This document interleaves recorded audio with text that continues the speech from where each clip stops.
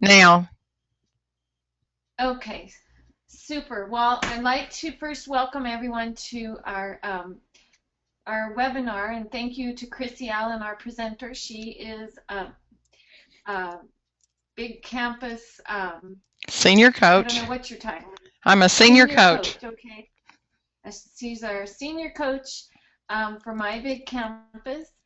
And she's going to be giving us an overview of how to get started in this environment. And I need to let you know that My Big Campus is actually a feature of our internet filter Lightspeed.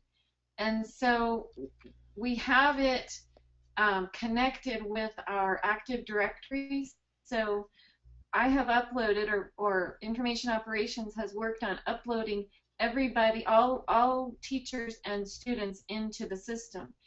Unfortunately, we are stuck at about 14,000 users for some reason. So that's only about half of the kids. I did take a check, and everybody who is on this call so far actually does have a username and account.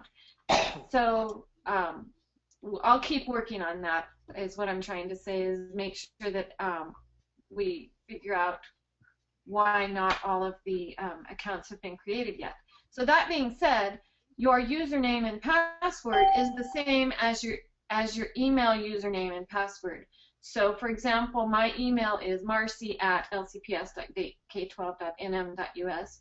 So my Big Campus login is Marcy with my email password. So you should find the same situation. So after this webinar, or if you can do two things at one time, you might want to, you'll be able to log into My Big Campus with your J Silver, L Domingo, or are you Dominguez now, Mike? S Smith, C, I can't remember what you are, Sissy, and so on. Is that clear? You can let me know by indicating in the chat if that makes sense to everybody. Josh says yes. Your password should be your email password, Anne-Marie. So your can't remember what your prefix is, Anne-Marie, to your email. Is it A Gardner? Yeah, AM Gardner. So I think I'm right. So then whatever your email password is should work as your password. So I'm again, after the webinar, or if there's other or if you have trouble, please let me know.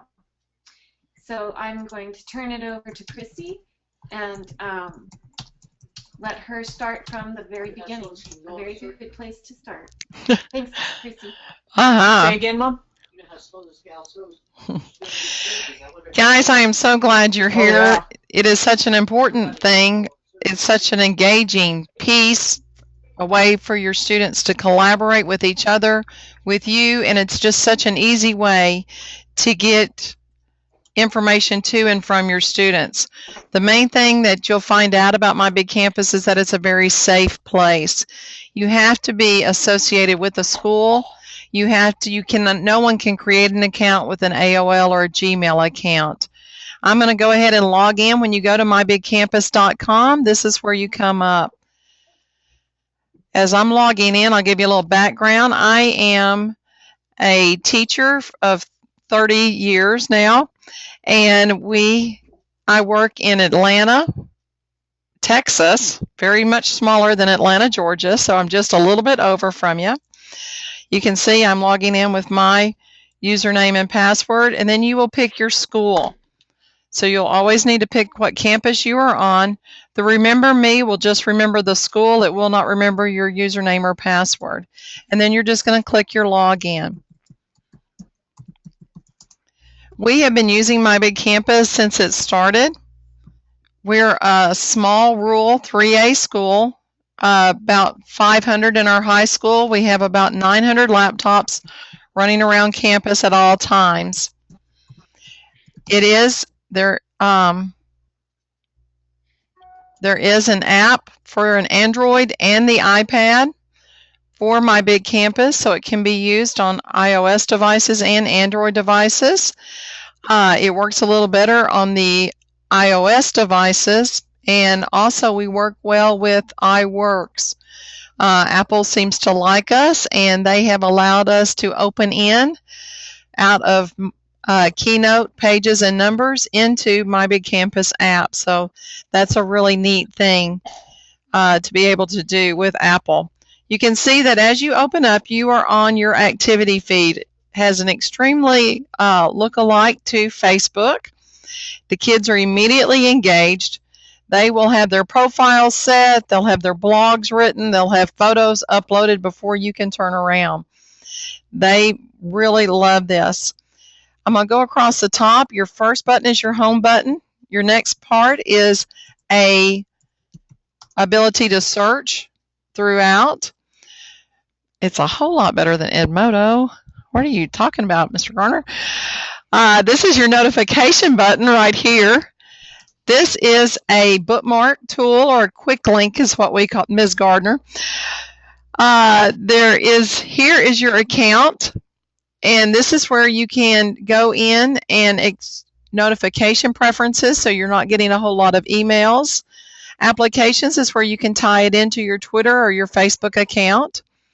The kids and you can look at your permission, and then you can turn help tips on and off, and of course you can log out if you need to. I never log out of My Big Campus, but if they're in a computer lab or something like that, then they would need to log out before they left the computer.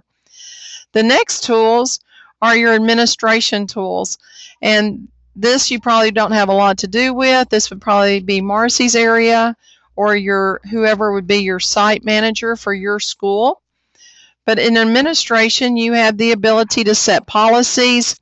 You have the ability to create, what we did was a timeout policy for students that continue to be disruptive on My Big Campus. They would go into the timeout policy where they did not have as many privileges. They could still do their homework, of course, but they would lose the fun things that come along with My Big Campus. So this is a way that you can add policy. You can give more openness to your staff, less to your students. Our middle school kids did not have as much rights as our high school students. So this is where the administration does their business. Reports is a feature that you might want to know as a right. This is where you can see, and this is one thing that I really liked about My Big Campus as a high school teacher, was that even if they deleted material, I could still find it. I can look for deleted and non-deleted material. I can look at their logs. As a as a building administrator, I would go through suspicious activity and suspicious images, and you can see that just different things come up. The word kill is going to be flagged. The word bomb is going to be flagged a lot. And a lot of these things you can see that they're just kidding. It's nothing serious. They're not actually going to bomb anybody. But these are ways that you can kind of look, get the feel real quick, what's going on. Is anybody studying the Scarlet Letter or World War II? So you can do a lot of things like that. Twitter is not accessible by students, Ms. Gardner. It is only for the teachers right now, and we'll show you that in just a second. But this is a way that you can look at different things, suspicious images, any files that the students have uploaded. You can look by all of them. You can narrow or do your search however you need to. So everything is reported. There's a filter that's going to catch your cuss words in Spanish and in English.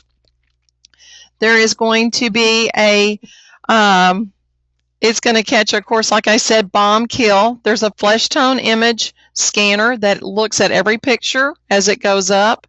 So if you try to take a picture of your hand and load it, it will not go up. It will go into suspicious images. So that's a way that we monitor it by the filter. There's also human beings at all times that are looking, and those are our bobs. So let me hit back to my home page here and get out of reports. And Bob Campus is always watching. But this is Bob Campus. And he is on here 20 hours during the week and 14 hours during the weekend. He's fixing to be on here 24/7 as Bobs are now being trained in England. We have schools coming on all the time in England and in Australia. Yeah. So they will be on here 24/7. So Bob is a human feature. He's there to talk to the kids. He's there to talk to the students and to teachers. And he's also there. He's looking through the conversations.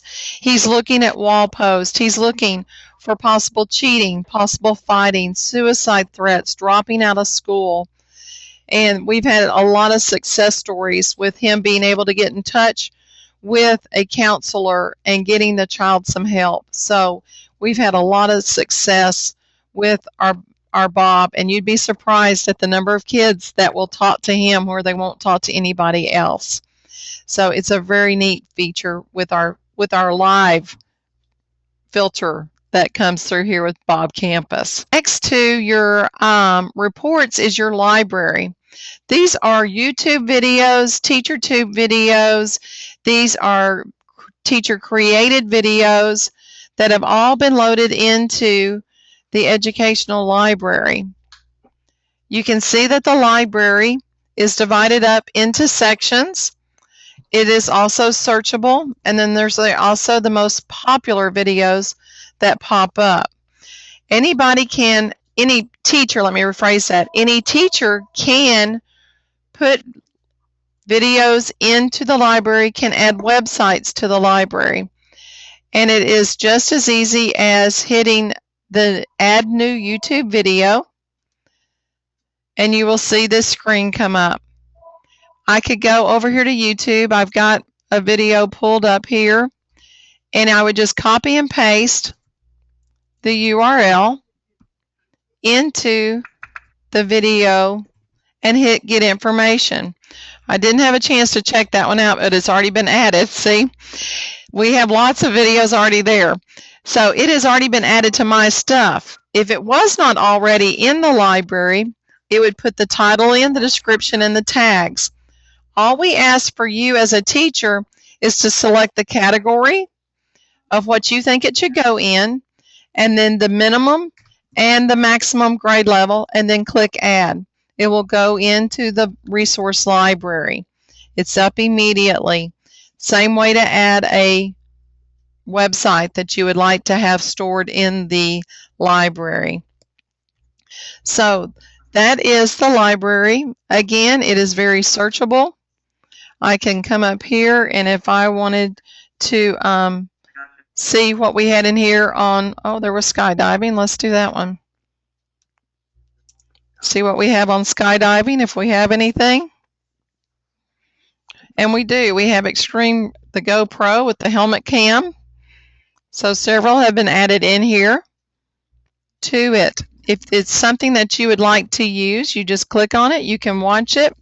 What's nice about this is that you can see that this is a YouTube video, but we're not having to send the kids out to YouTube to watch it. They're watching it right here. You do not see any of the ads. And at the end of it, you don't have to worry about cutting it off short for all the pop-ups that come. There's none of the conversations that surround a YouTube video. So it makes it much nicer. Now, if I want to use this one in my class or put it somewhere that my kids can get to it, then I can add it to a bundle. If I don't have a bundle created, I can create a bundle, or I can search through my bundles to add it there. But another way to do it is with the quick link. I can come up here to the quick link, and I can add this page to my quick link, which is just another name for a bookmark. So that makes it nice. I've got that one set and ready to go. So that's your library. And then, of course, you have your help feature right here. That's a lot of facts, questions, and answers there. Your activity page we've already talked to is anybody that you're following or that is following you or that is in a group of yours. So you have all of those.